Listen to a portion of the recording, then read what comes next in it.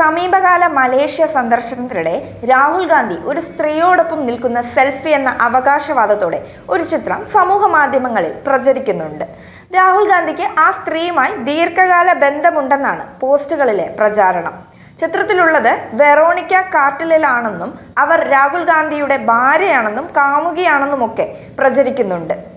ഇത്തരത്തിൽ നിരവധി പേർ പോസ്റ്റ് ഷെയർ ചെയ്തിട്ടുമുണ്ട്.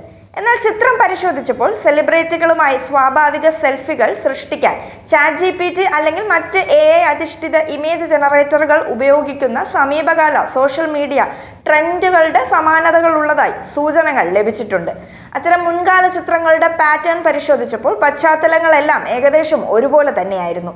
കൂടുതൽ അന്വേഷണത്തിൽ വൈറൽ ചിത്രം ബ്രൗൺ കിങ് എന്ന X അക്കൗണ്ടിൽ നിന്നാണെന്ന് കണ്ടെത്തിയിരുന്നു.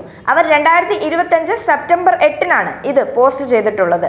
പോസ്റ്റിനൊപ്പമുള്ള കമന്റുകളിൽ ചിത്രം AI നിർമ്മിതമാണെന്ന് പലരും വ്യക്തമാക്കുന്നുണ്ട്. മറ്റൊരു പോസ്റ്റിൽ രാഹുൽ ഗാന്ധി ഒരു പുരുഷനൊപ്പം നിൽക്കുന്ന ഒരു ചിത്രവും പങ്കുവച്ചിട്ടുണ്ട്.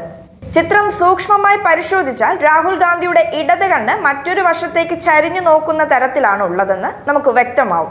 ഇത് പല AI ജനറേറ്റഡ് ചിത്രങ്ങളിലും നമുക്ക് കാണപ്പെടുന്ന ഒരു അപാകത തന്നെയാണ്. കൂടാതെ രാഹുൽ ഗാന്ധിയുടെ സോഷ്യൽ മീഡിയ ടീമുകൾ ചിത്രം വ്യാജമാണെന്നും AI നിർമ്മിതമാണെന്നും വ്യക്തമാക്കിയിട്ടുണ്ട്.